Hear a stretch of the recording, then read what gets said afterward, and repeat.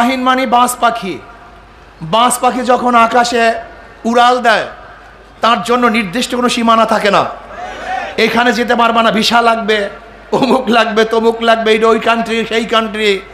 যেরকম বাঁশ পাখির নির্দিষ্ট কোনো সীমানা নাই, মুসলমানদের নির্দিষ্ট কোনো সীমানা নাই। মুসলমানরা যেই দিকে চোখ দেবে সেইটাই তাদের সীমানা। চীন আরব হামারা, হিন্দুস্তান হামারা, গোটা দুনিয়া আমাদের। আল্লাহর জমিনে কলেমার পতাকা উড্ডয়ন করবে ইনশাআল্লাহ। কি রাজি আছেন ইনশাআল্লাহ?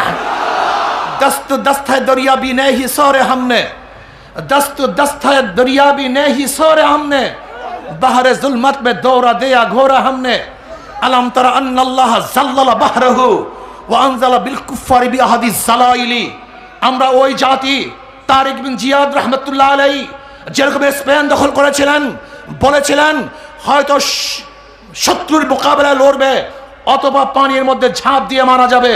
মুসলমানরা ঝাঁপ দিয়ে মারা যায় নাই, বরং তারা শহীদি জিন্দিগি বছর করার জন্য সামনে অগ্রসর হয়েছেন, স্পেন দখল করেছেন। কথা ঠিক না? আজকেও আমাদেরকে লড়তে হবে। ফ্যাসিস্টের বিরুদ্ধে লড়াই করে আমরা জিতেছি, আর এক ফ্যাসিস্ট জন্মগ্রহণ করেছে।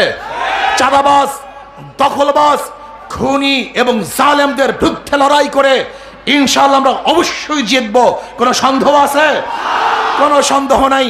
এর জন্য যুবকদেরকে সচেতন হতে হবে, মুরব্বীদেরকে সচেতন হতে হবে, আমার মা বোনদেরকেও সচেতন হতে হবে।